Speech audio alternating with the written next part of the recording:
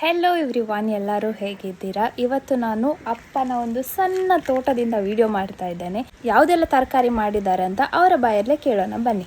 ಇದು ಟೊಮೆಟೊ ಗಿಡ, ಟೊಮೆಟೊ ಆಗಿದೆ. ಇದು ಬೆಂಡೆಕಾಯಿ ನೋಡಿ, ಇಲ್ಲಿ ಕೂಡ ಆಗಿದೆ, ನೋಡ್ಬೋದು ನೀವು. ನೋಡಿ ಬೆಂಡೆಕಾಯಿ ಅಲ್ಲಿದೆ ನೋಡಿ, ಇಲ್ಲಿ ಕೂಡ ಉಂಟು. ಇದು ಮತ್ತೆ ಅದು ಡಿಫ್ರೆಂಟ್ ಅಂತ. ಮೆಣಸಿನಕಾಯಿ, ಅರಿಸೊಪ್ಪು, ಇದು ಬಸಾಳೆ